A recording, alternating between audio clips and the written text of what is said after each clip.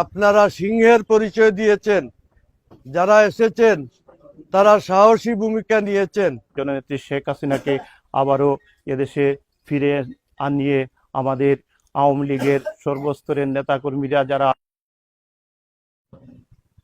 দক্ষিণ সুরমা তথা সিলেটের কোনোখানে আনুষ্ঠানিকভাবে এভাবে কেউ আয়োজন করতে সাহস পাচ্ছে না। আমরা জালালপুরবাসী একটি জ্বলন্ত উৎকৃষ্ট উদাহরণ। ৭১ সালে আমাদের এলাকায় কোনো রাজাকার জন্ম হয় নাই এবং স্বাধীনতা ১৬ই ডিসেম্বর আমরা বিজয় দিবস, আমরা জালালপুর কিন্তু এর আরো ৩ দিন আগে স্বাধীন হয়েছিল, বিজয় হয়েছিল। আজকের এই ক্রান্তি মুহূর্তে আমরা জালালপুরবাসী বঙ্গবন্ধুকে ভুলতে পারি নাই, যারা আওয়ামী লীগকে দিয়ে ফায়দাবন্দ হয়েছে, যারা আওয়ামী লীগের পরিচয় দিয়ে স্বার্থ উদ্ধার করেছে, আর যারা উদ্ধার স্বার্থের ব্যাপারে যাদের কোনো প্রয়োজন ছিল না, দলকে ভালোবেসেছেন, বঙ্গবন্ধুকে ভালোবেসেছেন।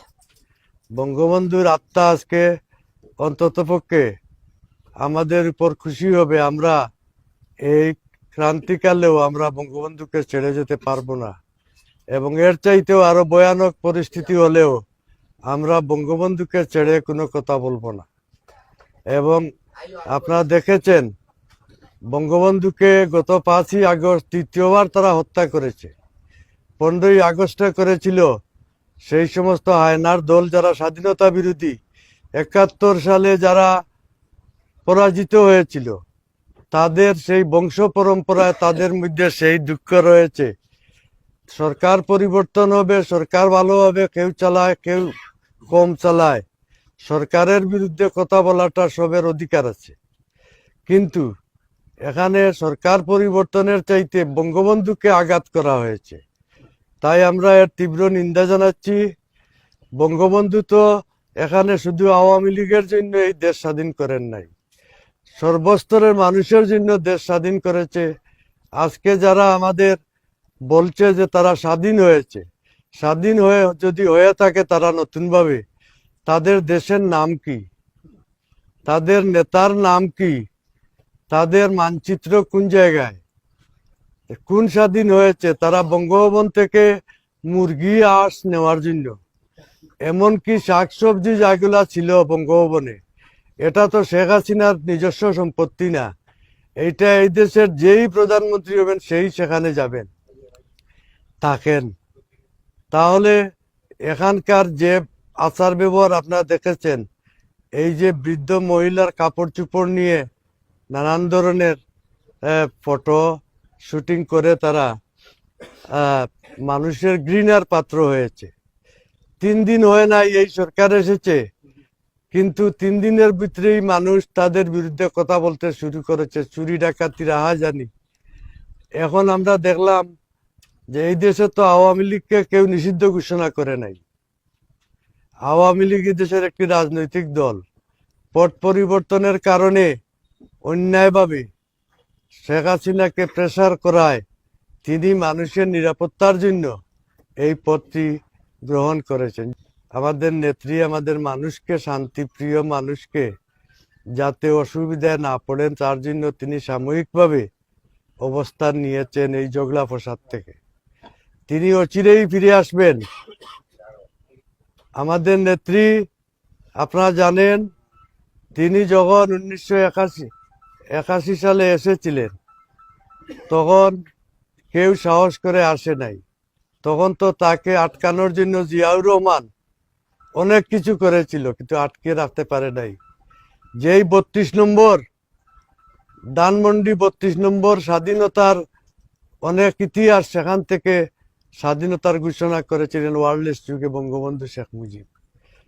সেখানে তো শেখ হাসিনা থাকেন না, এটি জাতীয় জাদুঘর হিসাবে দিয়ে দিয়েছেন তিনি তার নিজ ভাষা। সেখানে গিয়ে আক্রমণ করার উদ্দেশ্য হচ্ছে ৭১-এর সেই প্রতিশোধ নেওয়ার জন্য।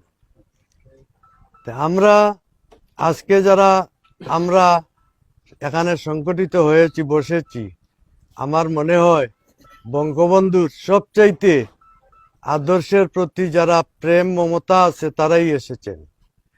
আর যারা আপনার এই যে ইউনিয়ন পরিষদ থেকে গম, চাউল, আটা, সোয়াবিন তেল নেওয়ার জন্য আওয়ামী লীগ সেজেছিল, তারা আজকে নীরবে।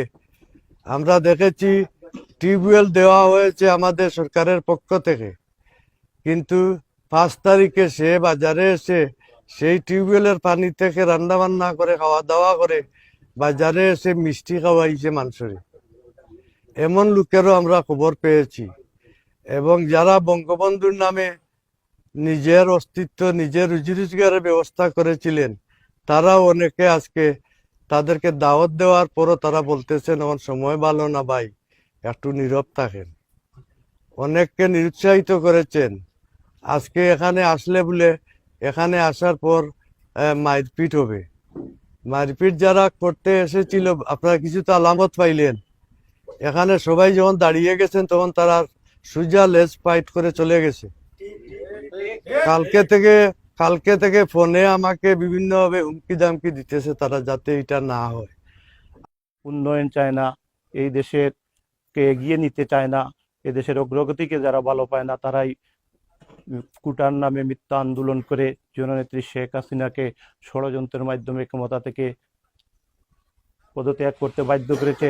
আমরা আজকের এই জাতীয় শোক দিবসে সারা বাংলাদেশের আওয়ামী লীগের নেতাকর্মী ভাইদের ঐক্যবদ্ধ করে আগামী দিনে লড়াই সংগ্রামে অবতীর্ণ হব এবং জননেত্রী শেখ হাসিনাকে আবারও এদেশে ফিরে আনিয়ে আমাদের আওয়ামী লীগের সর্বস্তরের নেতাকর্মীরা যারা ইতিমধ্যে সারা বাংলাদেশে নির্যাতিত হয়েছে তাদের বিচার করব এবং এই দেশে বঙ্গবন্ধুর আদর্শের রাজনীতি কায়েম করব।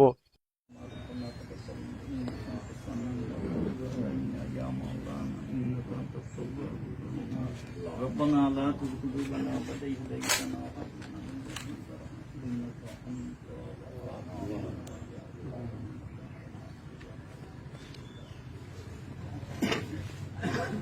يا الله আমরা বিশ্বের শান্তি দান করো, ইয়া আল্লাহ শান্তি দান করো, আল্লাহ